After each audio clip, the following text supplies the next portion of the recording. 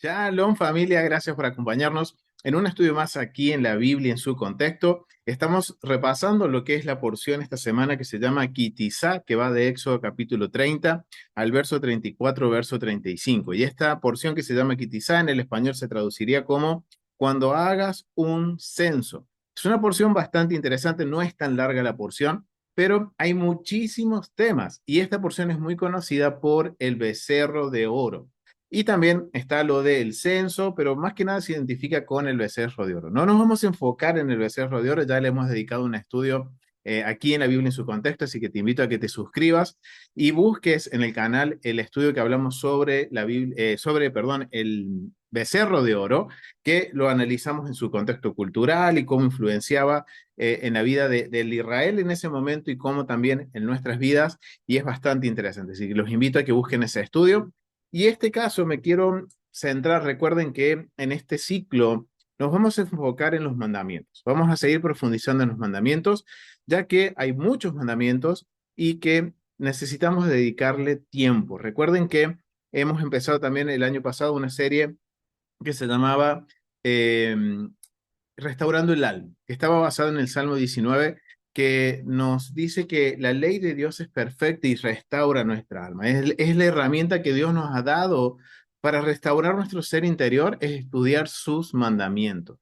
Y esto va trayendo orden a nuestras vidas. Y hay mandamientos, por ejemplo, que no están vigentes el día de hoy porque no hay templo. Recuerden que el 45,5% de los mandamientos, 279 mandamientos, que el Eterno nos ha dado en su Torah, en su palabra, están relacionados de forma directa con el Beit Hamidash, con el templo. Entonces, es algo que le vamos a prestar atención también a estos mandamientos, ya que como venimos viendo, recuerden la clase pasada estuvimos hablando sobre un mandamiento también que aplicaba en el templo y que tenía que ver con las vestimentas de los sacerdotes y que vimos algo que podíamos aplicar a nuestras vidas y que tenía que ver con la intención con la cual yo me acerco al Eterno, cómo me preparo para acercarme al Eterno, si me estoy presentando de cualquier forma o realmente soy consciente de que me voy a presentar delante del Rey de Reyes, del Dios de la creación, el Dios que creó todo lo que conocemos.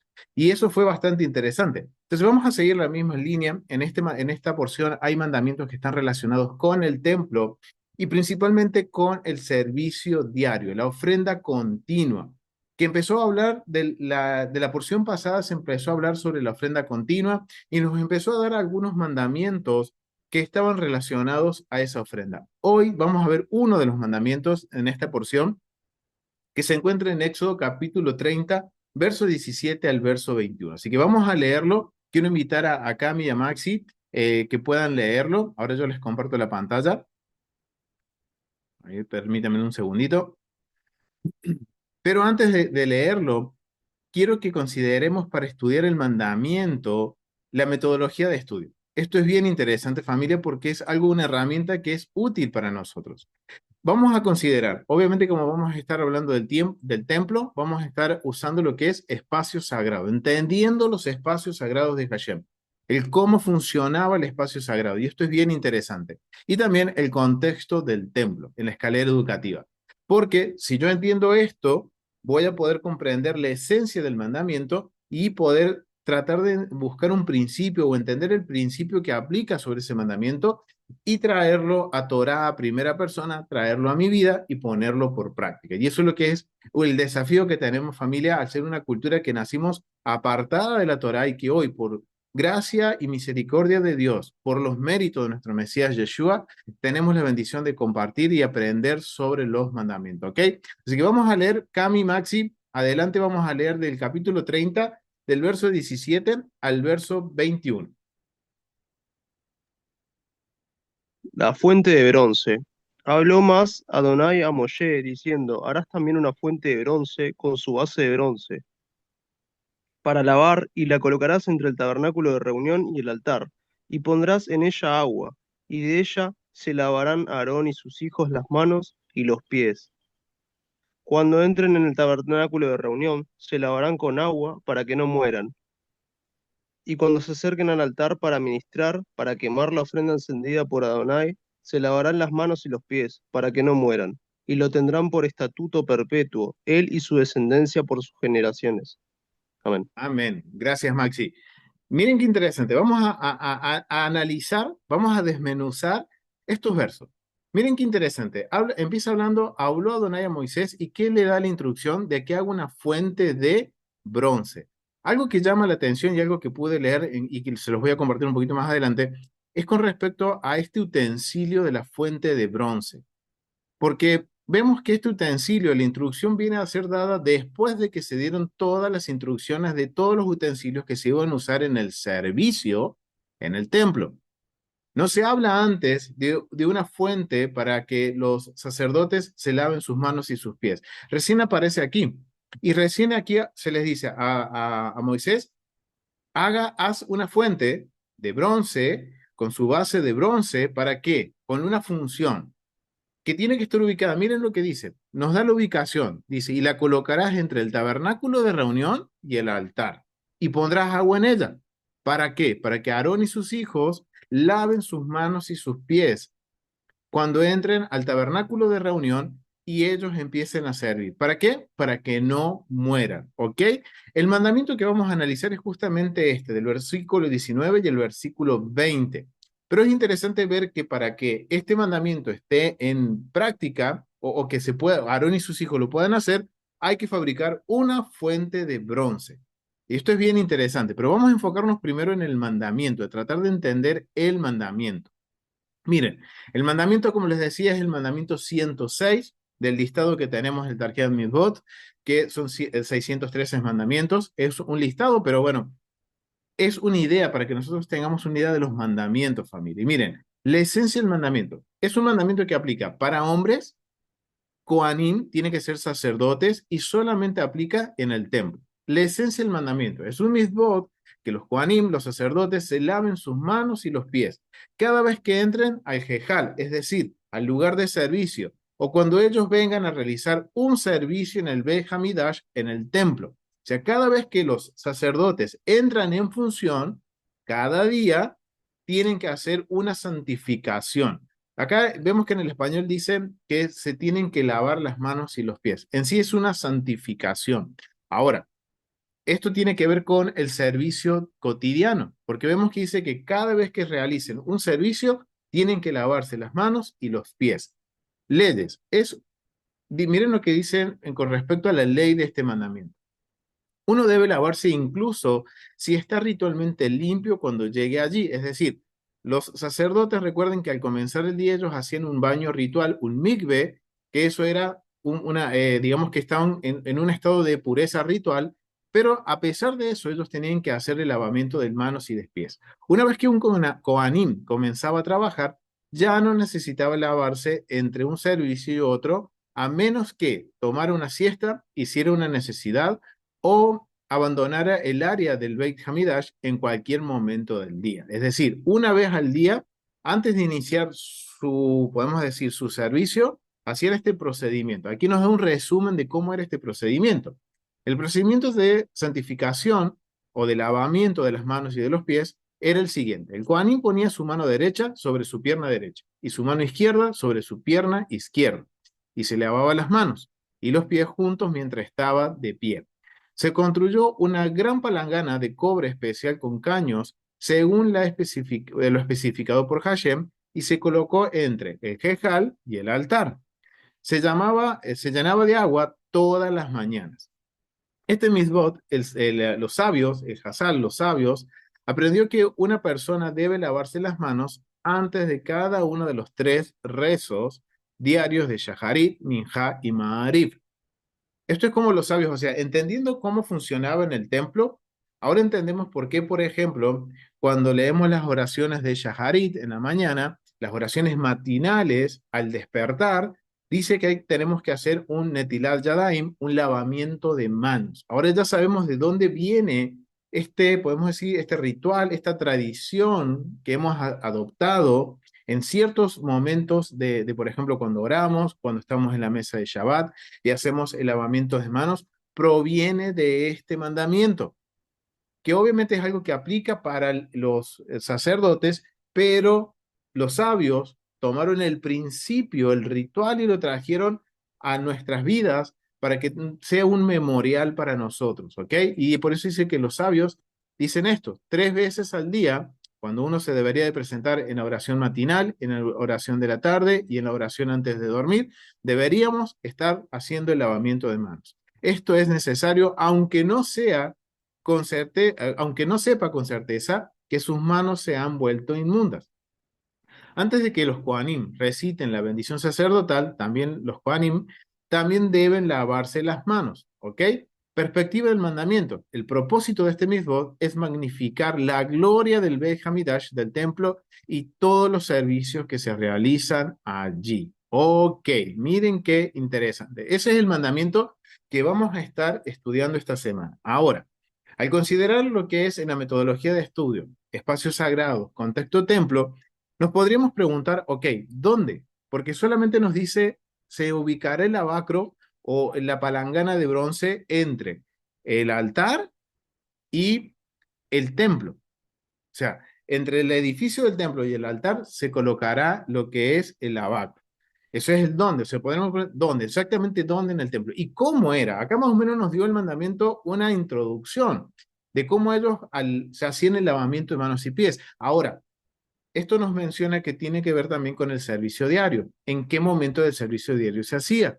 ¿Cuándo se hacía? ¿Cómo se hacía? Bueno, esas respuestas las vamos a tratar de responder, familia. Vamos a tratar de conseguir esas respuestas y responder estas preguntas. Vamos a hablar un poquito entonces de lo que es el servicio del templo. Entonces vamos a ir a la app del templo y quiero que me acompañen en este recorrido que vamos a hacer virtual, en donde vamos a tratar de ir aprendiendo. Vamos a tomarnos tiempos. Recuerden que la clase pasada también hicimos algo similar, de tomarnos el tiempo, de ahora profundizar un poquito más en cada paso de lo que es la ofrenda también. Y tratar de aprenderlo y tratar de entender el propósito y traerlo a nuestras vidas. Esta no va a ser la excepción, familia. Ya hay mucho por aprender. Y cada pasito que vamos dando en este recorrido, que el Eterno nos permita seguir aprendiendo más del templo y vamos a ver que tiene todos estos detalles que vamos a tratar de descubrir y aprender, los podemos aplicar a nuestras vidas, de una u otra forma. Así que vamos a ir a la app del templo. Quiero que me acompañen aquí a la app del templo. Aquí estamos en un lugar. A ver, familia, a los que están aquí en vivo, ¿en qué lugar estamos en el templo en este momento? ¿En dónde nos encontramos? ¿Cuál es la parte? A ver, familia, es un lugar donde está en un edificio en el sector noroeste. A ver, ¿cómo se llamaba este edificio, familia? Es un edificio que se llama la Cámara de Alojamiento.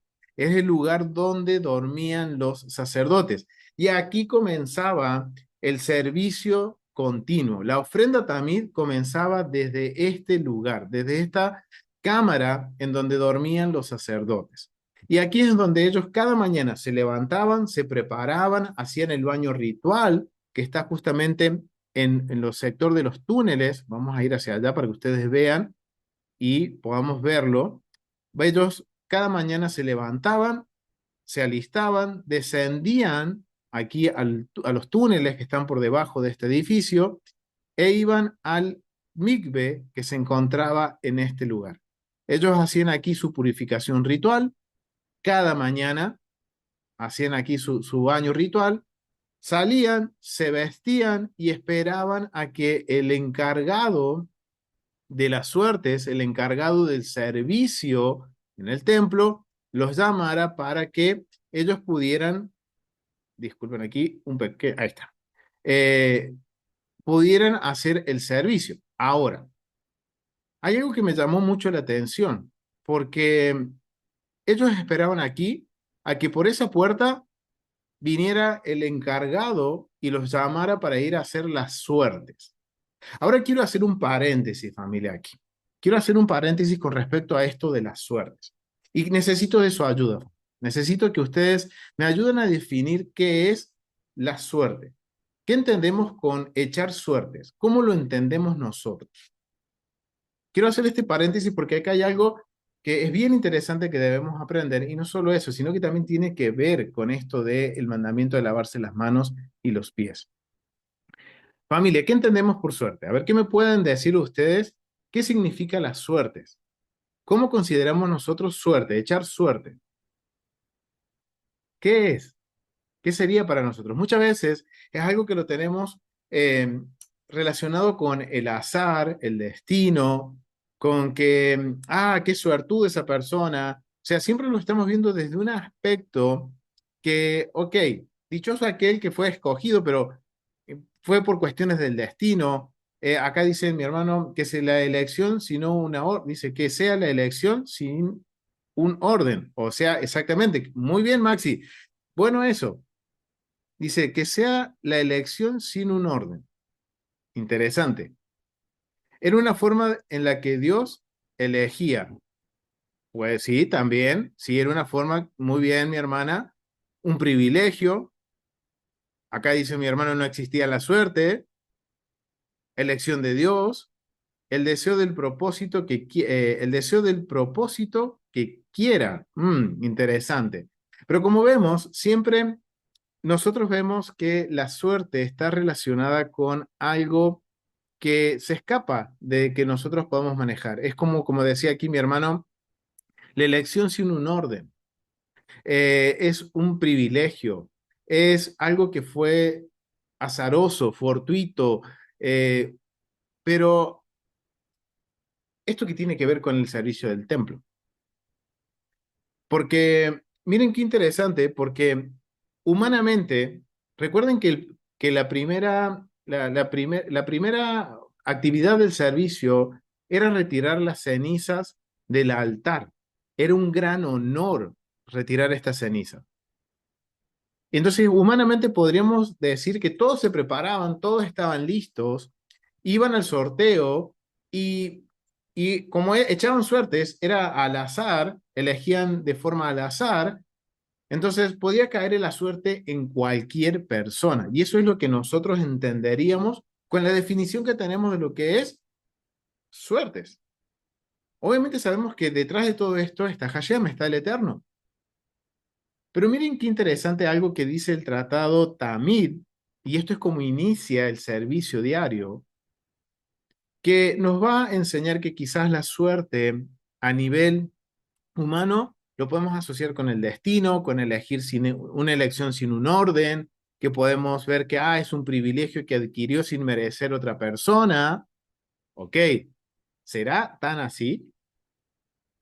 Porque miren lo que dice aquí en el Tratado Tamid, capítulo 1, verso 2. Se los voy a leer, familia. Hoy voy a estar a la antigüita, voy a estar con mis notas, con el tratado, familia. Miren, yo estoy acá con el tratado y como verán, está súper hecho con anotaciones y sobre anotaciones porque cada vez que lo leo hay algo nuevo que aprendo, familia. Y justamente esto es un detalle que tampoco lo había visto hasta el día de hoy.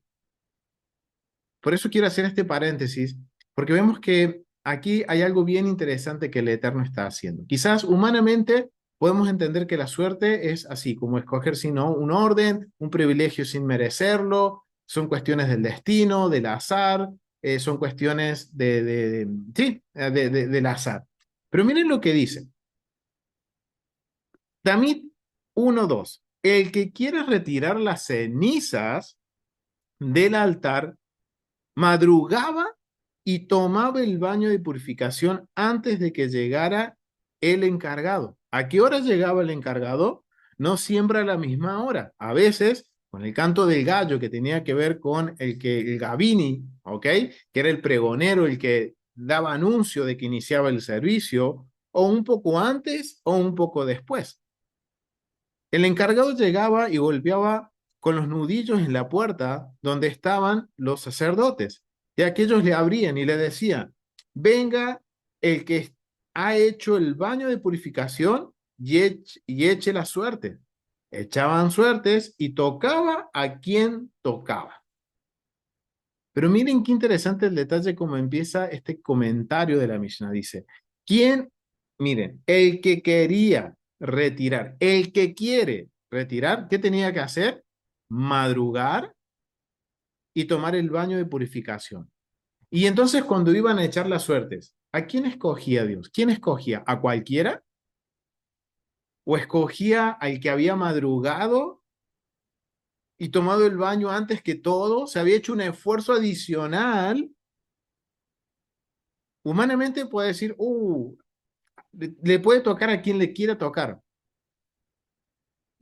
pero nos aclara la Mishnah que siempre podemos entender que el que le tocaba era el que había hecho el esfuerzo de levantarse temprano.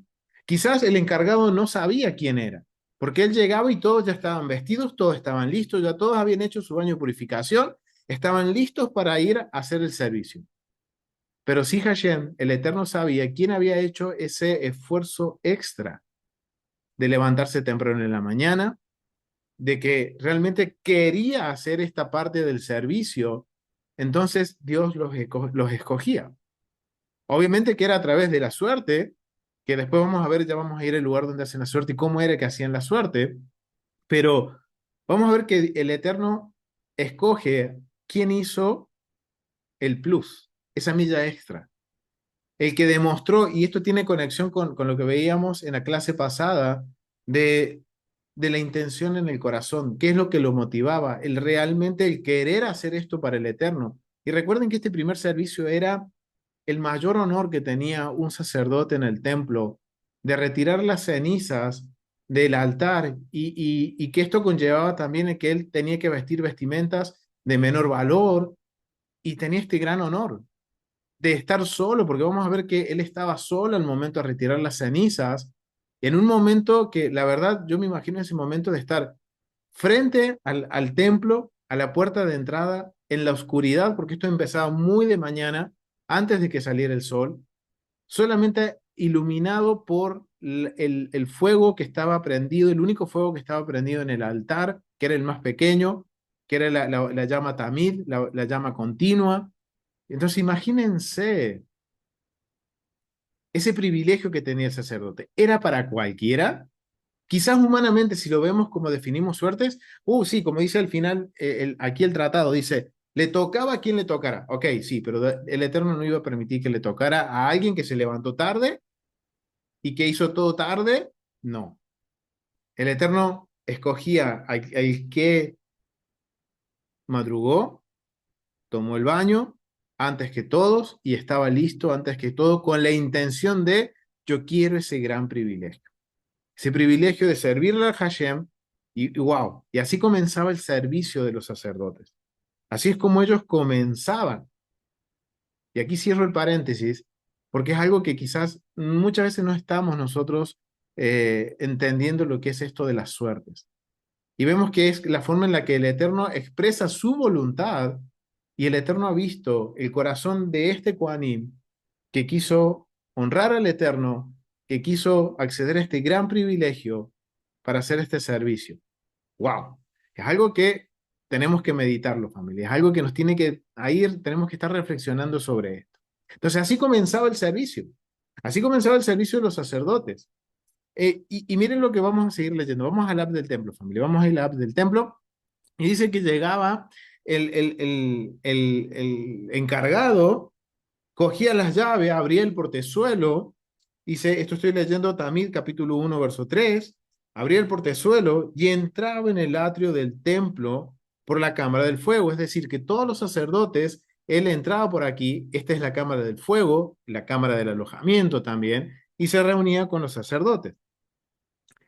Dice, los sacerdotes entraban tras él llevando en mano dos antorchas encendidas y se dividían en dos grupos, es decir, ellos salían por esta puerta, salían por acá, pasaban por esta cámara, que es la cámara en la cual se encuentra el lugar donde se preparaba el pan de la presencia, en donde se inspeccionaba el corderito de la ofrenda tamid. Esta es la cámara de los corderos. Ellos salían por esta puerta, por este portezuelo, y dice que en este punto se dividían en dos grupos. Un grupo se dirigía, miren, por estas columnas estamos mirando hacia el sur, o sea, que un grupo iba hacia el sur y después giraba hacia el este. Y el otro grupo, con la otra antorcha, se dirigía por el este hacia el sur. Y llegaban a un punto en la puerta Nicanor, que es un lugar donde se preparaban los panes del sumo sacerdote o las tortas del sumo sacerdote, que eran parte también de la ofrenda tamid. Recuerden, la ofrenda tamid representaba al pueblo. Obviamente, para que también el pueblo estuviera completamente representado en esta ofrenda, Aarón y sus hijos preparaban los panes del sumo sacerdote. El sumo sacerdote, en nombre de toda su familia, pagaba la harina y preparaban en esta cámara el pan que se llama las tortas del sumo sacerdote. Esta es la cámara del Javitim. Esto lo dice en el Tratado Midot, capítulo 1, verso 4. Estoy hablando de la Mishnah. Entonces, miren qué interesante. Aquí se reunían los dos grupos y miren lo que dicen. Cuando se reunían los dos grupos, en este momento ellos iban haciendo una inspección alrededor del altar, alrededor del patio del templo, y cuando se encontraban en este lugar, se decían, todo en orden, y el otro grupo le respondía, todo en orden. Dejaban luego aquí a los que se encargaban, los sacerdotes que se iban a encargar de hacer el pan del sumo sacerdote, y el resto se retiraba hacia la cámara que se encuentra en el edificio que está justamente enfrente nuestro, que es en el sector sureste del templo, que es la cámara de la piedra labrada, que es el lugar donde se encontraba también el Sanedrín, el gran Sanedrín, y en este lugar del edificio se encontraba el vestuario de las vestimentas sacerdotales, y también vamos a ver que se encontraba el Kior, el lavacro. Miren, qué interesante. Aquí está el Kior, el lavacro. Es lo que estamos ahora viendo que se nos habla en Éxodo capítulo 30, verso 17 al 21. Este es el lugar donde se hacían el lavamiento de las manos y de los pies. Miren qué interesante.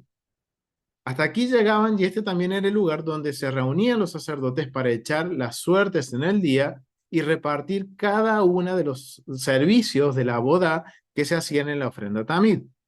Ahora, ¿por qué está acá el Kior y no está en donde siempre se lo ha ilustrado? ¿Por qué? Miren, vamos a hacer una cosa, vamos a salir. Normalmente el Kior lo ubican en este sector, entre el altar, aquí está el altar y aquí está el templo, ¿ok? En este lugar siempre vamos a ver ilustraciones que están colocando el lavacro en este punto. Ahora tenemos aquí un gran problema. Si yo estudio el templo, estudio el espacio sagrado, cómo funciona el espacio sagrado de Dios, tenemos un grave problema. ¿Por qué? Porque si el lavacro estaba aquí, el sacerdote moría, ya que el sacerdote no podía entrar de acuerdo a lo que nos dice Éxodo capítulo 30, verso 19 y verso 20, que el sacerdote no podía acercarse a hacer su servicio sin antes lavarse las manos y los pies. En el caso de no hacerlo, moriría. Es decir, que si yo ubico el lavacro en este punto, no podría ser, considerando el funcionamiento y las leyes de santidad del Beit Hamidash, del templo. Es algo que es bien interesante. Y no solo eso, porque miren, en el Tratado Midot nos hace una aclaración bien interesante con respecto a lo que es el tema de lo que es eh, el lavacro. En el Tratado Midot, capítulo 5, verso 4, nos dice lo siguiente. Las cámaras del sur eran la cámara de las leñas, la cámara del exilio, la cámara de los sillares. De la cámara de la leña dice Rabí Eliezer ben Jacob, he olvidado para qué servía. Abba Saúl dice, era la cámara del sumo sacerdote y se encontraba detrás de las otras dos y las tres tenían un techo común. Ok, ¿dónde me está ubicando aquí el Tratado Midot, capítulo 5, párrafo 4? En el diseño del templo me está ubicando justamente en el edificio en el cual se encuentra el lavacro, en donde hemos visto en este modelo virtual, vamos a ver aquí, miren esta particularidad. Si yo veo aquí, por esta puerta, y estoy ubicado entre el altar y el templo. Entonces, miren qué interesante. En el Tratado Midot nos ubica el Kior en este edificio. ¿Por qué? Porque en este edificio también se encontraba la cámara en donde el sumo sacerdote era puesto en, podemos decir, aislado, en aislamiento por 7 días para Yom Kippur. A través de esa puertita entramos a esa cámara. Entonces, el Tratado Midot, capítulo 5, verso 4, nos está hablando justamente de este edificio, en donde nos está diciendo que existía esta cámara en donde el sumo sacerdotes digamos, exiliado, era no exiliado, sino aislado por 7 días para el día de Yom Kippur. Dice, en la cámara del exilio había un pozo. Ah, ok, nos está diciendo que había una cámara que se llama del exilio. Justamente es esta cámara en lo que estamos. Dice que hay una, es justamente esta cámara. Ahí está. Esta es la cámara del exilio. ¿Cómo sabemos esto? Porque necesitamos conocer el sistema de lo que son las cisternas en el templo. Porque para que el Kior tenga agua, se necesita una cisterna. Porque miren lo que dice. En la cámara del exilio había un pozo permanente, o sea, una cisterna. Había sobre él una rueda. Desde allí se suministraba agua a todo el patio. En la cámara de los sillares tenía su sede el Gran Sanedrín. O sea, estamos hablando de este edificio familiar en el que estamos actualmente viendo donde está el Kior. Justamente aquí, porque en este edificio también se encuentra el Gran Sanedrín, que juzga a los sacerdotes. Entonces, miren qué interesante. Tiene que haber una ubicación de agua. ¿Qué sucede? Si yo ubico el Kior, el Abacro, y me le estoy dedicando tiempo a familia porque es parte del contexto del mandamiento del lavamiento de las manos y los pies. Si yo ubico aquí el Abacro, aquí no tengo un pozo de agua. Aquí no hay una cisterna. La cisterna se va a encontrar más hacia la puerta Nicanor. Sí hay aquí un drenaje, a ver si lo puedo encontrar aquí. Miren, por aquí, este drenaje.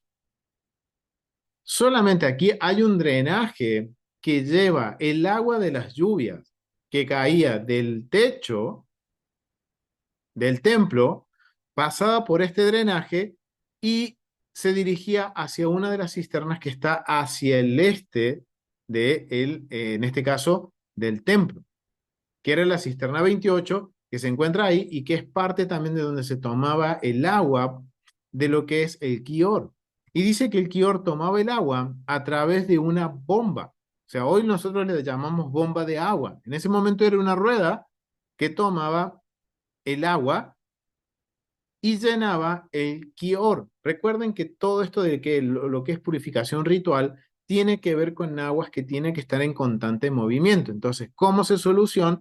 Bet Kitin, que es, Kitin fue el inventor de esta rueda, la casa de Kitin, se encuentra en la parte superior, vamos a ir a esa parte, y esta es la rueda que bombeaba agua de la cisterna y proveía de agua para limpiar el patio del altar y también para rellenar lo que es el kior, el lavacro de bronce. Y de esa forma siempre el agua estaba continuamente en movimiento, eran aguas vivas y se podía hacer la santificación de los manos y los pies. Entonces esto tiene que ver con la ubicación de lo que es el lavacro. Y miren todo lo que tiene que ver, familia. Porque ¿cómo puede estar esto en el otro sector? Y esas son preguntas que ahora nosotros poco a poco vamos a ir respondiendo y por eso yo los invito, familia, a que estudien el Tratado Midot. Le hemos dedicado un estudio completo, varios estudios al Tratado Midot, tratando de entender el diseño.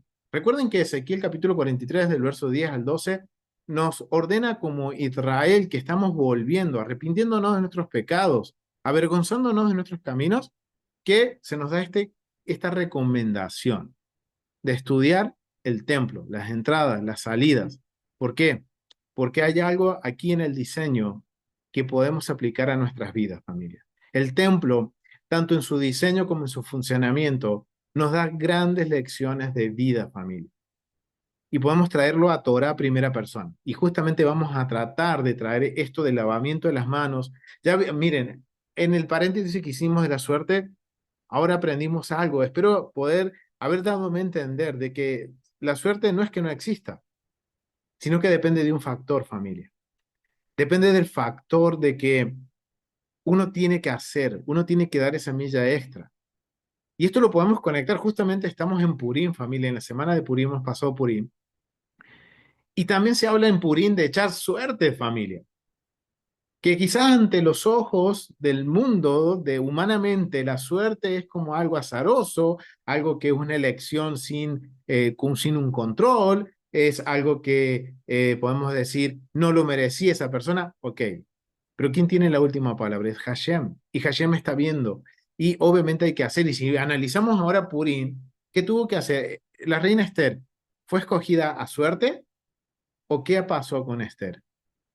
¿Qué hizo Esther? Ella obedeció.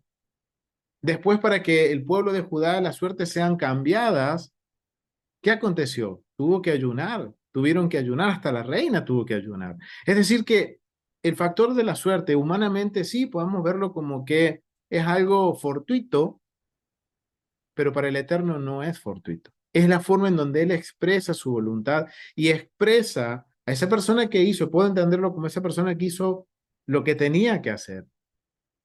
Él extiende su gracia y su favor y se lo deja saber a través de las suertes, porque solamente Él nos está viendo. Los seres humanos no nos ven lo que hacemos. Entonces, miren qué interesante cómo pudimos aprender eso y poderlo traer ahora a nuestras vidas y meditar en esto. Ok, ¿cuál es la motivación por la cual yo estoy haciendo las cosas? Es algo que tenemos que analizar. Entonces, ahora vamos también a tratar de traer algo que podamos entender de esto del lavamiento de las manos y traerlos a Torah primera persona, que está asociado con las suertes también, porque tiene que ver con la intención, ¿ok? Entonces, estamos viendo que ya hemos ubicado el lavacro a donde tenía que estar, y justamente es en este edificio. Y este edificio, si nos podemos ver, si lo vemos desde arriba, si lo llegamos a ver desde arriba, vamos a ver aquí en el mapa, vamos a verlo un poquito más aquí, vamos a agrandarlo un poquito más, a ver ahí, vamos a agrandarlo, y si vemos el edificio, justamente donde estamos nosotros ahí paradito en rojo, que es la Cámara de la Piedra Labrada, la esquina en la cual se encuentra el lavacro, justamente se encuentra entre el altar y el edificio del templo. Obviamente, que recuerden, la Torah no es tan específica en algunos detalles porque solamente nos está hablando a grandes rasgos. Ahora tenemos que tomarnos el tiempo, estudiar el diseño, el modelo del templo y vamos a poder verlo. Familia, quiero compartirles algo que me pasó cuando fui a Israel y estuvimos con el Moré Rico en el monte del templo. Algo que hicimos fue tratar de traer las dimensiones del edificio del templo y la verdad era imponente el edificio, familia. Estos edificios, ubicamos este edificio en particular porque queríamos corroborar esta información de la ubicación de las cisternas y wow, ubicando este edificio y ubicando el drenaje, que aún hoy, familia, el drenaje está marcado en la explanada del templo, podemos ubicar exactamente dónde estaba el altar, a través de las cisternas y de los conductos de agua. Y también podemos ubicar dónde estaba el lavacro. Entonces, wow, familia, y estar ahí y poder tener dimensión de los edificios, wow, la verdad era increíble. Por eso yo les digo, familia, necesitamos estudiar, dedicar el tiempo a estudiar el templo, estudiar el diseño, el modelo, y todo esto va a traer una gran enseñanza a nuestras vidas. Entonces, ya ubicamos el lavacro. Ahora, la pregunta es, ¿cómo era este proceso? El mandamiento nos dice que solamente en la forma en la que se hacía el lavamiento, que era que el sacerdote ponía su mano derecha en su pie derecho y su mano izquierda en su mano izquierda y en su pie izquierdo, perdón, y se lavaba las manos y los pies conjuntamente. ¿Ok? Esto es bien interesante. Ahora, vamos a ver cómo nos dice que era este proceso, qué es lo que sucedía alrededor de esa forma en la cual el sacerdote lavaba sus manos y sus pies, ¿ok? Entonces, vamos a ir a la app de nuevo, nos vamos a ubicar en lo que es vamos a ir aquí, permítanme aquí, acá está, vamos a bajar y vamos a ir al Kior, ¿ok?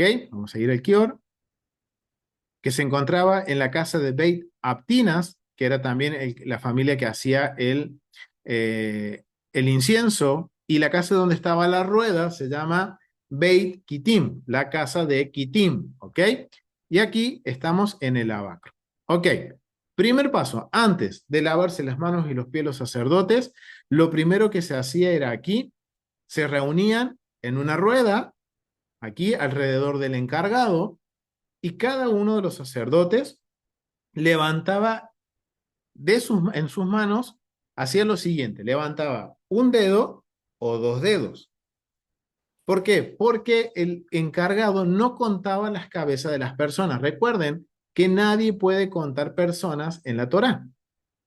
Yo no puedo contar una persona, dos personas, tres personas, sino que cómo se hacía la suerte. Se ponían en una rueda, ahí en el lugar donde les mostraba, el encargado estaba en el medio, cada sacerdote que iba a participar de las suertes levantaba un dedo o dos dedos. Y uno de los sacerdotes decía un número, por ejemplo, 25. Entonces, cuando el sacerdote que estaba encargado de las suertes empezaba a contar, cuando contaba el número uno, ese sacerdote que era el uno, se quitaba su turbante y en su cabeza había una kipa, porque recuerden, no pueden estar con la cabeza descubierta. Entonces, era la señal de donde empezó a contar el encargado de la suerte. Y entonces empezaba a contar los dedos, uno, dos, tres, cinco, 6, 7, 8, 9 y así sucesivamente hasta llegar a 25. Entonces, el que tenía el número 25 era el que había ganado la suerte para hacer el primer servicio del día. ¿Cuál era? Retirar las cenizas del altar. El gran honor para todos los sacerdotes. Es más, el tratado también nos habla de que en un principio se hacía en una carrera y que una vez pasó que hubo un accidente, entonces dijeron el Sanedrín, ok, esto es peligroso, ¿qué tenemos que hacer? Vamos a hacerlo más simple. Vamos a hacerlo a través de la suerte. Ahora, ¿la suerte salía cualquiera? Pues no. El mismo tratado nos dice que el que quería hacer el servicio hacía el esfuerzo de madrugar antes que sus hermanos. Hacía el mismo y estaba listo, presto para el servicio. Entonces, Dios escogía siempre a esa persona que estaba lista. Entonces, esta persona, cuando era escogida, y miren qué interesante esto, familia, porque ahora van a entender por qué está relacionado con la suerte y cómo nosotros vemos la suerte. Porque imagínense que si nosotros nos ponemos a pensar que la suerte es como pensamos nosotros, que el que sale escogido no es porque tenga un mérito, sino que fue al azar, porque no hay un orden, porque fue pura coincidencia. Entonces imagínense que, siendo un gran honor, cómo el resto de los sacerdotes verían al que salió por sorteo, viéndolo desde la forma que lo vemos nosotros. Generaría algo que sería como, podríamos decir, como algo como envidia, como que, ay, ¿por qué él y no yo? Ok, pero ella es lo que ellos entendían. Quien escogía el Eterno para este servicio era el que había hecho el servicio, o mejor dicho, había hecho esa milla extra. Y el Eterno le daba el honor sobre sus hermanos para hacer este servicio. Obviamente este sacerdote el sacerdote que era escogido no se jactaba, no podía jactarse, porque eso ya sería una mala intención en su corazón y dejaría inválido todo el servicio. Pero miren ahora cómo actuaban sus hermanos. En el Tratado Midot, capítulo 1, párrafo 4, miren lo que dice. Perdón, Tamid capítulo 1, párrafo 4. Me parece que tengo miren, familia, tengo los dos tratados en mis manos. Porque la verdad es así como me gusta estudiarlo, familia. Con el tratado en mano, leerlo, poder escribirlo, poder hacer mis anotaciones y poder aprender mucho más. Miren qué interesante. El tratado Tamid, capítulo 1, verso 4, dice lo siguiente. Y vamos a estar aquí y vamos a ir a la app del templo, familia. Vamos a ir a la del templo y recuerden, aquí se echaron las suertes, Se escogió al que iba a hacer el primer servicio. Ya sabemos que en este caso la suerte cayó en el que realmente anhelaba con todo su corazón hacer este servicio de retirar las cenizas. Y recuerden que era un honor que uno podría, algo interesante también, que este honor se podía dar 2 veces al año. Recuerden que cada familia sacerdotal, de acuerdo a su orden, participaba en el servicio 2 veces al año. Entonces, las posibilidades de que una persona fuera escogida al azar para hacer el servicio eran muy pequeñas. Entonces, ahora entendemos por qué el Eterno aclara, el que quiere hacer este servicio se va a esforzar y Dios lo va a escoger. Entonces, imagínense que ahora todos los sacerdotes, si realmente tienen la intención correcta, todos van a estar haciendo el esfuerzo. Ahora, sobrecae ahora cuál es la intención correcta por el cual yo me esfuerzo. Y eso es algo que tiene que ver con esto de las suertes y tiene que ver con esto del lavamiento de las manos. Pero miren lo que dice, vamos a ir a la app del templo y vamos a mirar el Kior, vamos a estar mirando el Kior familia y miren lo que dice. Tamid 1:4. A quien le tocaba limpiar las cenizas del altar, se iba a retirarlas, mientras que los otros le decían, miren, el que salió en la suerte tenía que ir a hacer el lavamiento de manos, pero miren lo que decían sus hermanos. Ten cuidado, no sea que vayas a tocar el utensilio antes de que purifiques tus manos y tus pies en el pilón. Fíjate, el brasero se encuentra en el ángulo entre la rampa y el altar, en la parte occidental de la rampa.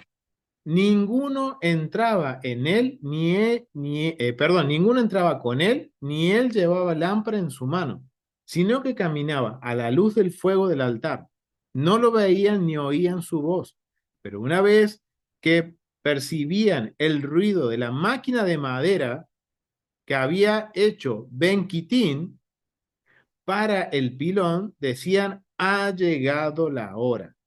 Entonces santificaban sus manos y sus pies en el pilón, cogían la paleta de plata y subían al altar, a lo alto del altar. Quitaban las brasas de una y otra parte, recogían los más consumidos del interior y descendían. Cuando llegaba al pavimento, volvía su rostro hacia el lado norte y caminaba como 10 codos hacia el lado oriental de la rampa. Amontonaba las brasas sobre el suelo a unos 4 palmos de distancia de la rampa, donde eran arrojadas los buches de las aves y las cenizas del altar interior y del candelero. Miren qué interesante, este es el procedimiento que hacía. Entonces, miren, el que salía con la suerte escogido para limpiar el altar, él se dirigía al Kior y sus hermanos, miren, le recordaban,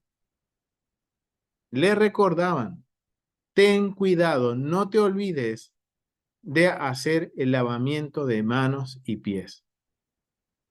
Entonces, él salía de hacer su lavamiento de manos y pies, venía por aquí, llegaba a esta esquina del altar y miren, sus hermanos le recordaban, ¿dónde están las paletas?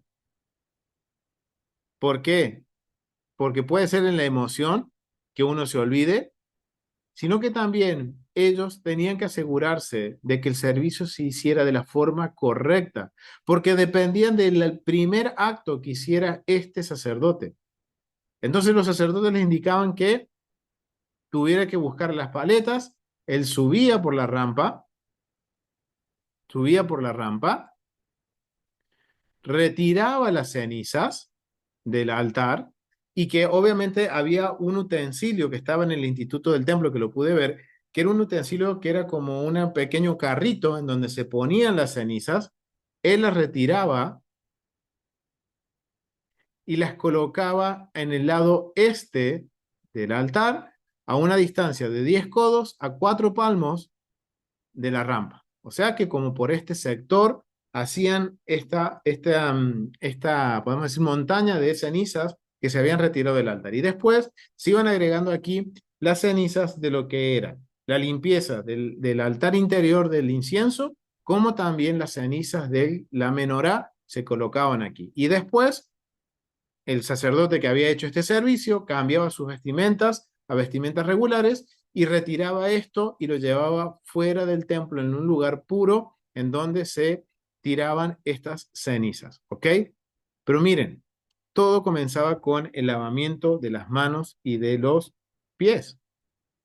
Y dice que cuando sonaba la rueda nuevamente para llenar ese kior, dice que ahora los otros sacerdotes que habían sido escogidos para acomodar los fuegos también venían y hacían su servicio aquí en el altar. Miren, capítulo 2, verso 1 del tratado también dice, cuando sus hermanos lo veían descender, corrían y santificaban rápidamente sus manos y sus pies en el pilón. O sea, miren, recuerden que él subía acá y nadie, estaban en oscuridad, pero cuando lo veían bajar, entonces era la señal en que los otros sacerdotes tenían que hacer su purificación de las manos y los pies y vendrían a hacer la siguiente parte del servicio.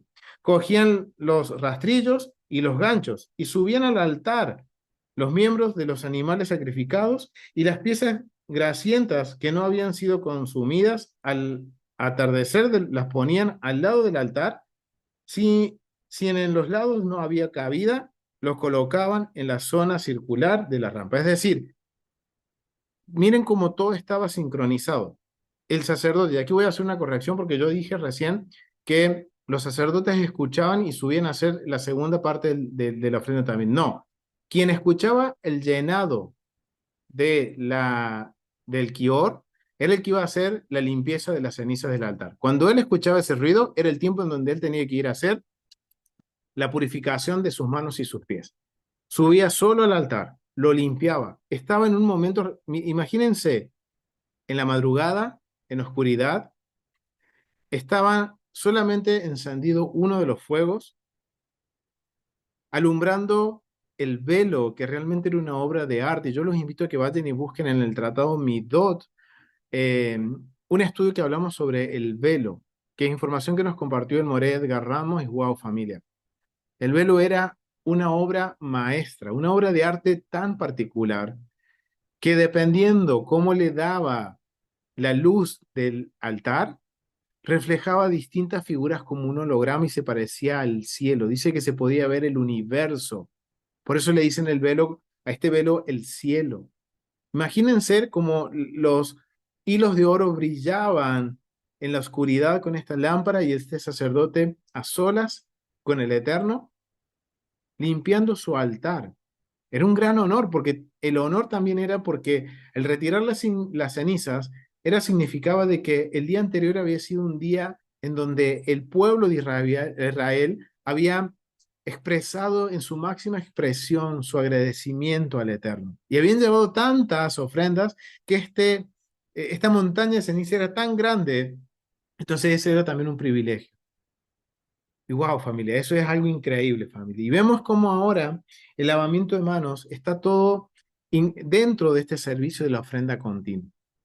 Y vemos esta actitud también de los sacerdotes, que a pesar de que nosotros podemos entender, bueno, el que fue escogido fue el que le tocaba. No, era alguien especial, alguien que había hecho méritos para tener este beneficio de tener la primera suerte. Y a pesar de eso, sus hermanos, en vez de enojarse, y recuerden que es una familia, y entre familia hay diferencias, aquí se olvidaban de toda diferencia y decían, recuerda de no olvidarte. ¿Por qué? Porque morirás si subes al altar sin lavarte tus manos y sus pies. Y cuando él bajaba, sus hermanos corrían a hacer la purificación porque era el tiempo para que ellos continuaran con el servicio. Y todo esto estaba sincronizado, familia. Miren qué interesante. Y algo que enseñan los sabios, y ahora quiero ir a lo que enseñan los sabios, porque ahora vemos cómo era el servicio, pero ahora cómo podemos nosotros traer todo este servicio a nuestras vidas. Porque recuerden, el mandamiento aplica para los sacerdotes en el tiempo del templo, y hoy no hay templo. ¿Cómo podemos hacer? ¿Y por qué los sabios en el mandamiento dicen, ok, el Hazal, los sabios, dijeron, ok, vamos a tomar esto y lo vamos a traer a nuestras oraciones diarias?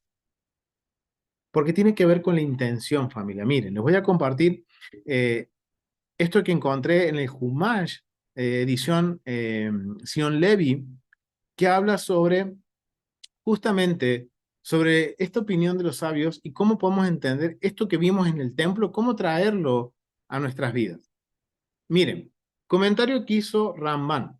Dice, el propósito de este lavado no era conferir limpieza, sino santidad. De hecho, Onkelos traduce el vocablo que significa literalmente para lavar como para santificar. Las manos y los pies representan las mitades superior e inferior del cuerpo humano.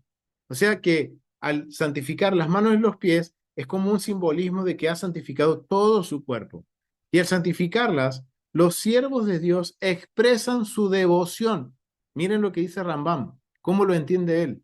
Los siervos de Dios expresan su devoción total al servicio a punto de realizar. Miren qué interesante. Por la misma razón, los sabios decretaron que los hijos de Israel deben lavarse las manos antes de rezar, de hacer sus oraciones en la mañana, en la tarde y antes de dormir. ¿Por qué? Porque tiene que ver con la intención. Es un ritual que cuando yo lo entiendo, deja de ser un mero ritual de lavarme las manos y los pies, o las manos en este caso, ya sea para las oraciones, y llevémoslo a la mesa de Shabbat cuando hacemos el Netilat Yadayim antes de partir el pan y hacer la bendición del pan.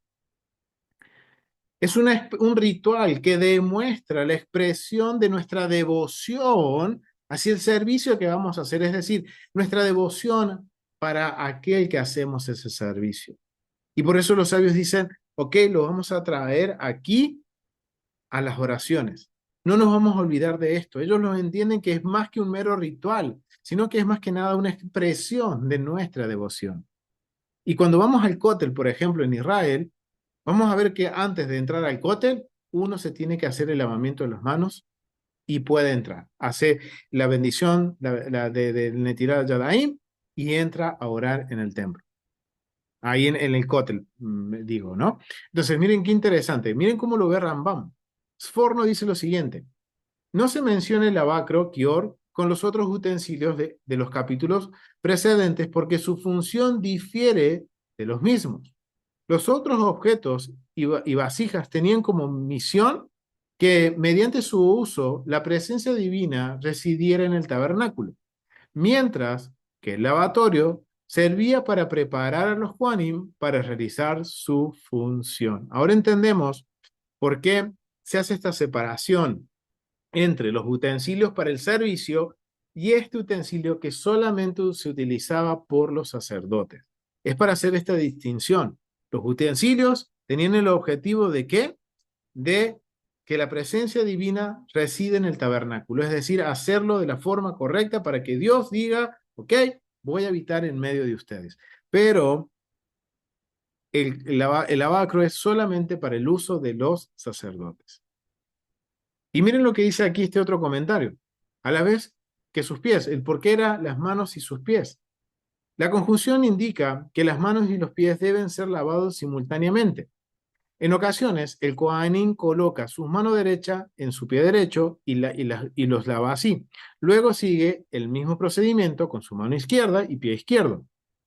Ellos simbolizan la idea de que el servicio apropiado a Dios requiere que todas las facultades del hombre estén dirigidas hacia el mismo objetivo. O sea, ahora entendemos el ritual del lavamiento de las manos y de los pies. Es más allá que un mero ritual. Miren lo que dice aquí este otro comentario. Ello simboliza la idea de que el servicio apropiado a Dios requiere que todas las facultades del hombre estén dirigidas hacia el mismo objetivo, o sea, que todo mi ser esté dirigido o esté consciente del servicio que estoy haciendo al Eterno. Y por eso se traslada a la oración. Así pues, la parte más elevada del cuerpo, es decir, las manos, puesto que las mismas pueden ser elevadas hacia lo alto. Y la parte más baja de la misma, los pies, deben santificarse por igual a la vez. O sea que todo mi cuerpo, todo mi sentido, todo mi ser tiene que estar enfocado en lo que estoy haciendo para el Eterno. Si voy a orar, todo mi ser. Es más, es un recordatorio. Miren qué bueno que es nuestro Padre. A través de actos físicos nos deja estos recordatorios que cuando hagamos el Netilat Yadayim, el lavamiento de manos, recordemos que lo estoy haciendo no por un mero ritual o por tradición, sino que tiene que ser ese memorial de, ok, lo que estoy haciendo, tengo que tener todo mi ser enfocado en lo que estoy haciendo. Lo que los sabios dicen la kavaná, la reverencia. Todo mi ser tiene que estar en reverencia, mostrando, expresando mi devoción al Eterno, el creador del universo, y no solo eso, sino que yo tengo que estar consciente de lo que estoy haciendo.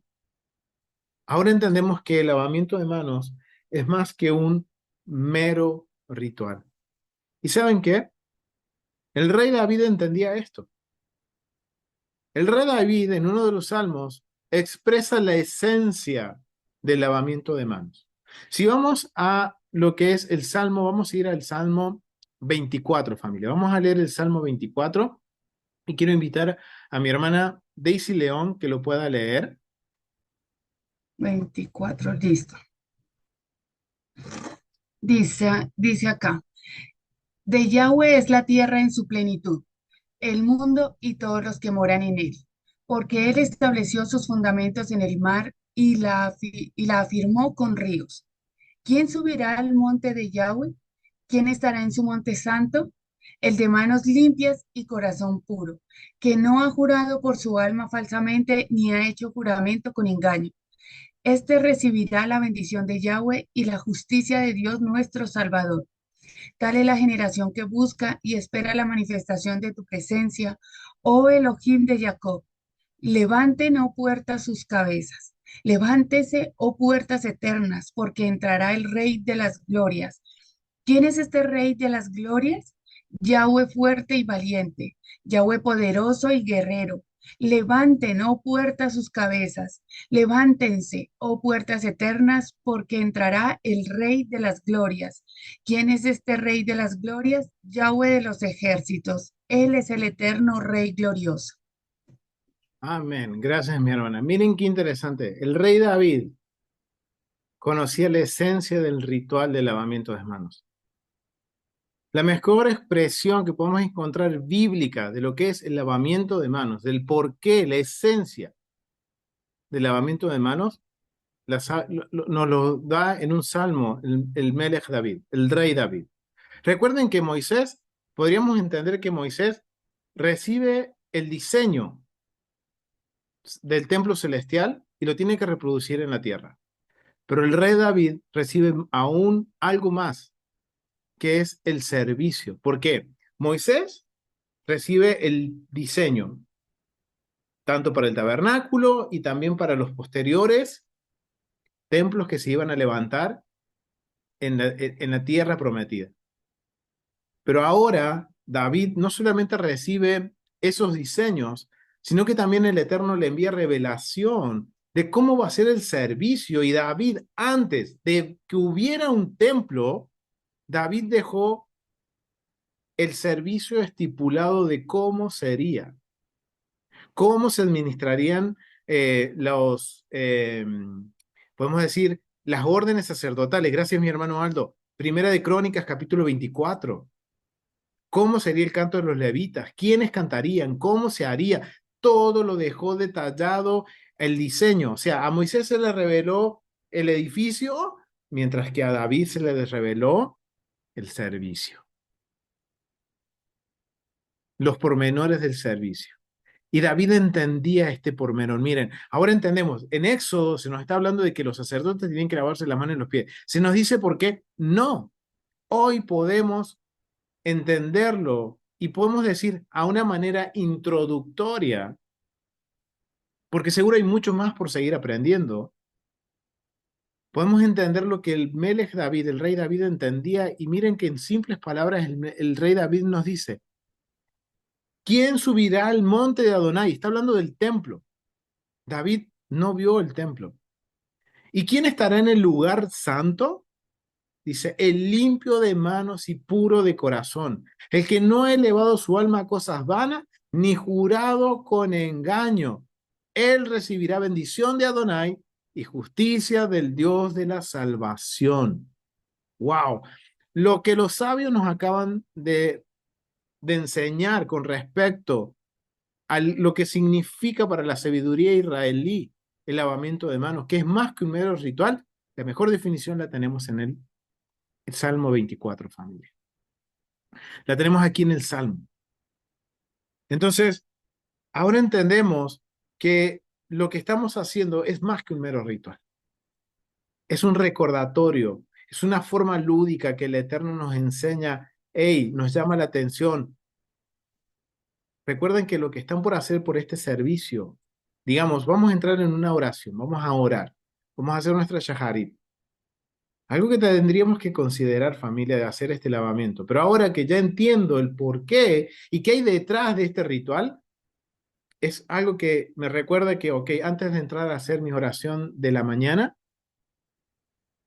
todo mi ser, el que yo me lave mis manos y haga esta bendición, es un recordatorio de que todo mi ser tiene que estar enfocado en ese tiempo que me voy a dedicar a la oración. Traslademos esto a la mesa de Shabbat, cuando hacemos la bendición del lavamiento de manos para partir el pan. Es también un recordatorio de que ese servicio que estoy haciendo en la mesa de Shabbat, todo mi ser tiene que estar consciente en agradecer al Eterno, porque hace salir el pan de la tierra para alimentarnos.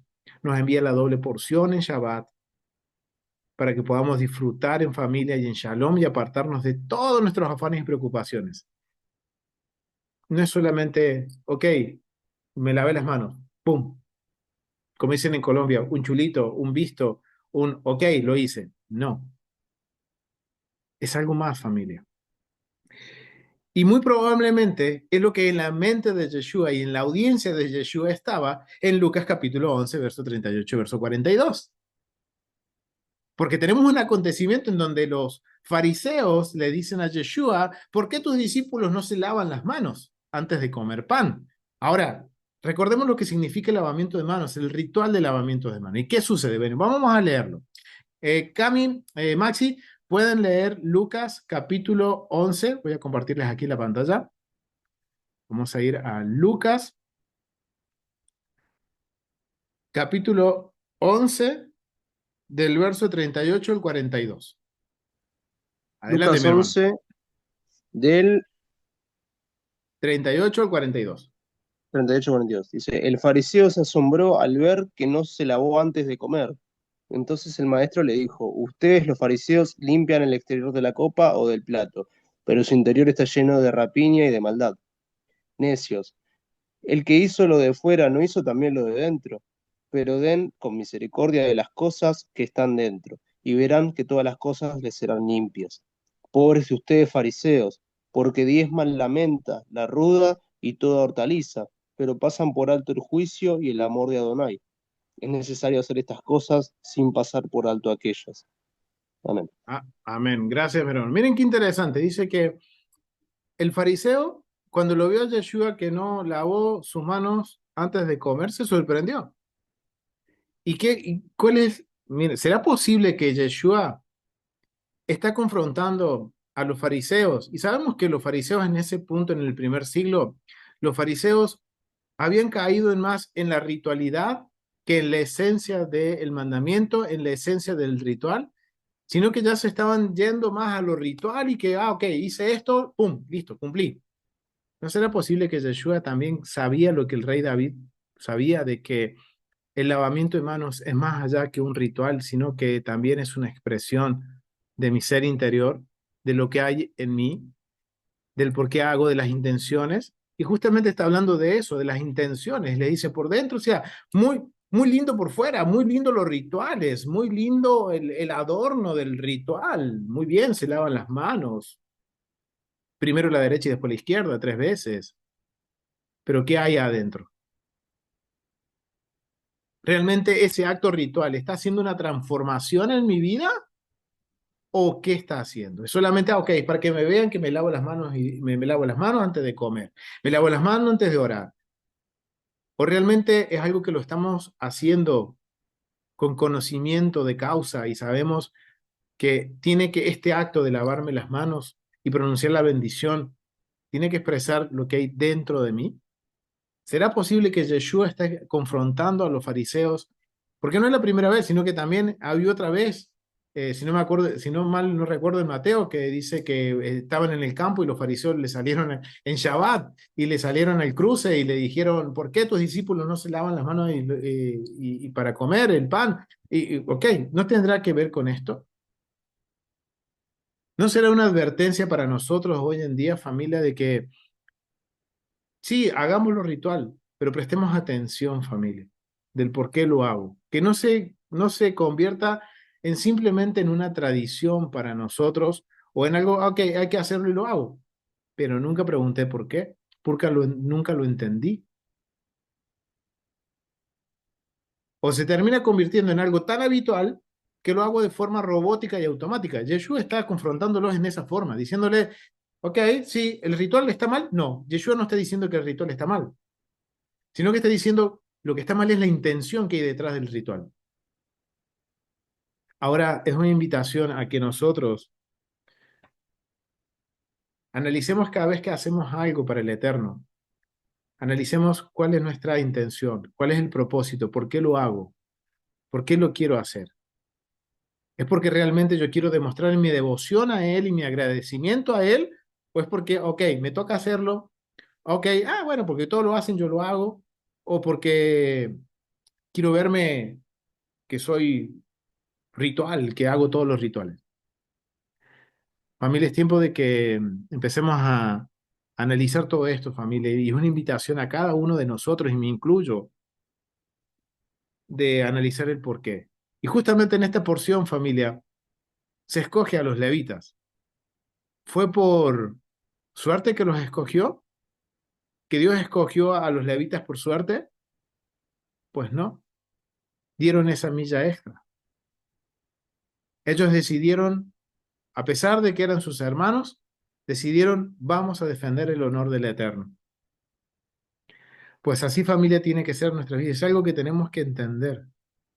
Que las cosas que pasan no es porque, o que pasan o que dejan de suceder, no es porque no lo merezcamos, sino que es porque quizás no estamos haciéndolo de la forma correcta.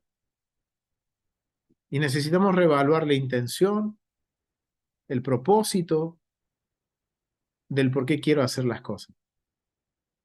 Y miren cómo ahora conectamos el servicio diario, las suertes, entendimos el concepto de suerte dentro del servicio del templo y lo asociamos con el lavado de manos para entender de que el Eterno nos invita a hagamos una auditoría